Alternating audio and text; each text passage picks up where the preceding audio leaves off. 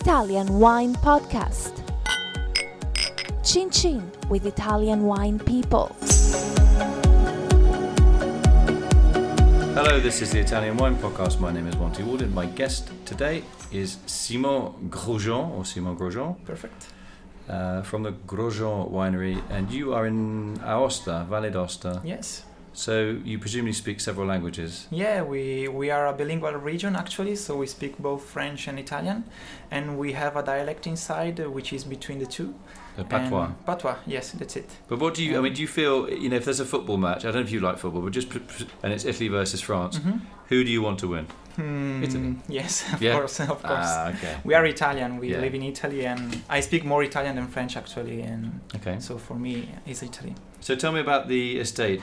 Was it your grandfather, Delfino, who founded it? Yeah, in 1968. That's it. In 50 years ago, and actually the next month we will have the anniversary for the celebration. And he founded the estate because he actually already had an estate, but like many people at that time, they used to have more like cows, some wine, some crop. And in 1968, he actually decided to put just wine, to go on the wine business, because his wines were pretty much appreciated to a local fair. So little by little, his son started getting inside the company. He had five, didn't he? 5 sons, yeah. And now the last year, me and my cousins got inside the company. So now we are the third generation, and the family still goes on. We are really happy with that. We will see the future, what will bring.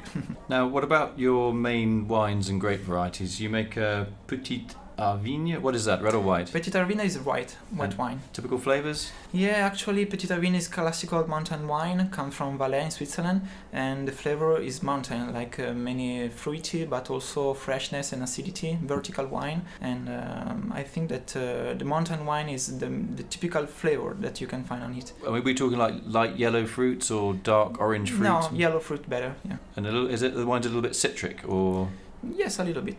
Not so much, but refreshing quite a lot, yeah. So what sort of alcohol level do you bottle at? Petit Rouge is between 12 and 13, depends of the years. But dry, it's bottled dry? Yes, completely dry. Bone dry? Yeah. And is most of that sold locally to tourists? No, we sell also in US, Japan as well, Australia, but mainly our market is in Valle d'Aosta because it's a touristical region, so half of the production goes there. And we want to export also to come closer to the tourists that came to our places, and they want to taste our wine at their home. So can you sell direct? Can you send wine to them by post? We do, yes, something direct selling when we don't have a distributor. Like for example, up to now in Scandinavia we don't have, and so we can work directly with the private people. Now you also make a wine from a grape variety called Petit Rouge, the little small red one. The small red one, yes, exactly. And Petit Rouge makes Torrette.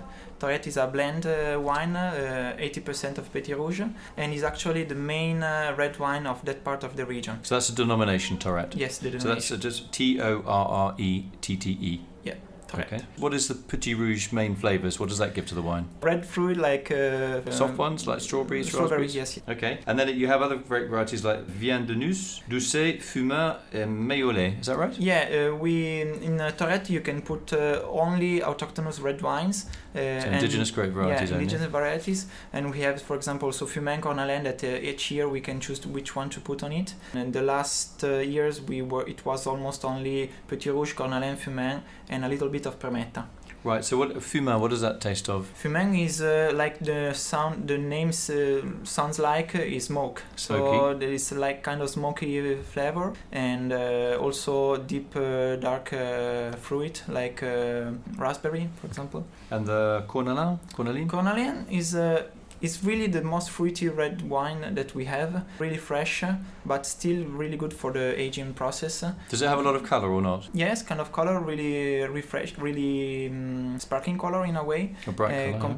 Bright color compared to Fumin, which is darker in color. And what about the Vien de Nus? Yeah, Vien de Nus, we don't do Vien de Nus in purity. Mm-hmm. We just put the small quantity that we have in our vineyards in Torrette. Vien de Nus is another indigenous and some local producer winter do some kind of Vien de Nus impurity. And typical flavour?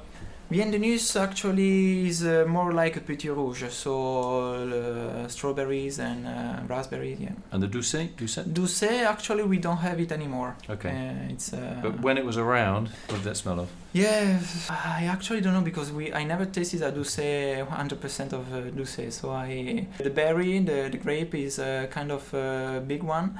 And but the flavor actually I don't know because I never tasted, I think, purity Doucet. I mean, I imagine your vines are on quite steep slopes. Yeah, really steep. Are they terraced? Some of them, yes, because in the past it was the way of doing.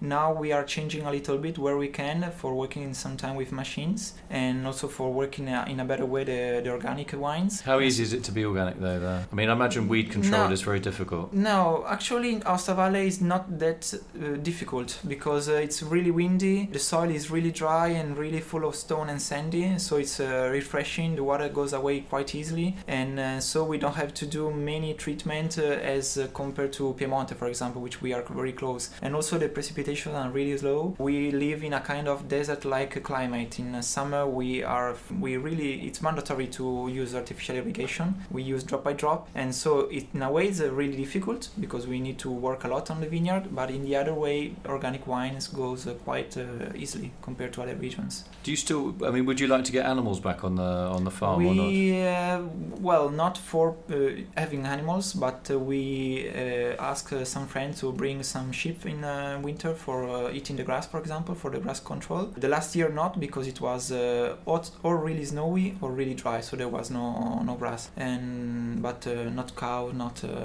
horses like other friends. And what do you do in your spare time? Do you sort of run up mountains? yes, of course. I love really? climbing. Yeah, I love climbing, alpinism, skiing. Honestly, I had no idea about that. So when you look like a very fit guy, you're very slim, tall, Yeah. kind of guy that could sort of strangle a horse with his bare hands on it. Yeah? Yeah? I'd like. No, you wouldn't like to do that. We're going to have thousands of letters now, people complaining about it. So is your top wine, it's called Vigne, which is single vineyard, Rovetas? Yeah, Vigna Rovetta is the name of the vineyard. Vigne means vineyard. Rovetta is our main biggest vineyard that we have, is 5 hectares more or less, which is the biggest in Aosta Valle of single property. It's such a small compared to other region, but for us it's quite big. And Vigna Rovetta actually was a really old vineyard that when my grandfather started planting other vineyards, it was only wood. It was a forest. But in the ancient past, like centuries ago, there was many vineyards in that area, and Vigna Rovetta was one of the best. So for us was kind of logical to replant a vineyard there. And the terroir is really fantastic. So is it about 600 meters, that one? Yeah, 600, 700 more or less. And the soil type?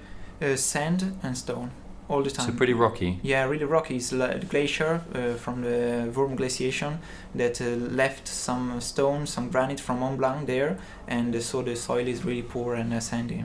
So do you break a lot of tools when you're trying to work the soil? We don't work the soil. We just leave the grass grow, and then we cut grass. Yeah. So you'd like mulch it? It's called a mulching, isn't it? Like a pacimatore, yeah? Yeah, no, we don't use that. We just do weeding, mechanical weeding, cutting the grasses as much as possible. But you're not ploughing the soil, though, are you? No. Because you'd break the plough, I guess. We just do that the first time when we plant the vineyard, because we do, I don't know in English name, sovation. Cover crop. Okay. And after that we just do normal weeding, because it's kind of impossible to work the soil at too many stones. Okay, I'm going to ask you about your cover. I love cover crops. What do you sow mainly as cover crops, and why? In English, Favino? Yes, Favino. So that's beans that provides nitrogen, which is a bit of food for the vines. Orzo? Yes, a little bit of orzo. That's barley. Barley's good because if you have problems and you go to the doctor and you have to have bad blood, they give you porridge, which is barley, which cleans your system. It's kind of white barley. And sometimes we use trifolio, which is clover, which also provides nitrogen, and if it's a flowering clover, attracts beneficial insects. Yeah. That's it for the azote. And cool. I'm sure your beautifuls are absolutely stunning in summer. Yeah, it's kind of wonderful in summer because the vegetation grows to the full, and in August is the best time because we just have to control everything is going well, but the work is not so much. The best less work, the most work is in between May and June and beginning of July, when we have to work the vineyard to grow up to the right side, and then we have to wait for the weather, because the weather in our region is the most important. It's really changing, because the problem is that it's changing all the time the last years, and so it's kind of difficult to think in the future, think in advance on what will happen. If it would be a dry year, the last year we experimented a really bad frost, but in the summer it was really a drought and really warm, so every year is changing, and that is the kind of difficult work. Thanks to the irrigation system, we can work at least against the drought and the dry seasons. But also the organic matter that you're creating with your cover crops gives you a bit of a buffer. It makes your soil a bit more spongy, and it can hold on to water for longer. Yeah, that's really amazing. But sometime in summer, the last year, for example, the grass couldn't grow almost anymore, because it was so dry, and just the drop by drop system under the row could work a little bit, but really difficult here. Okay, well, we always think of the sort of alpine areas as a paradise, but obviously it's an incredibly marginal and difficult and expensive place to make wine. So these wines are real treasures. The fact that you're doing it organically, I'm sure, is an added cost to you, but I think long term it will pay off. I'm going to say that because I'm a big it's really expensive for us, organics, but for us it's the most logical thing to do, because we want to live in a better place, in a safer and healthier place, and organic at least is the first thing to do. And I think that in the future it will be really a nicer place than now, because everything will be a little bit more organic and more healthier. So we hope so. Very nice way to end the interview. Thanks a lot, Simon Grosjean from the eponymous, or probably people won't understand what that is. Just want to say thanks to Simon Grosjean from the Grosjean Winery in the Vall d'Aosta. Thanks for telling us about your cover crops and the fact that it isn't a paradise to grow wine. It's very difficult with this dry climate anywhere, and drier climate because of climate change. Thanks for being so direct and sharing your experience with us. It's been really nice. Thanks to you. Great, thanks a lot. Follow Italian Wine Podcast on Facebook and Instagram.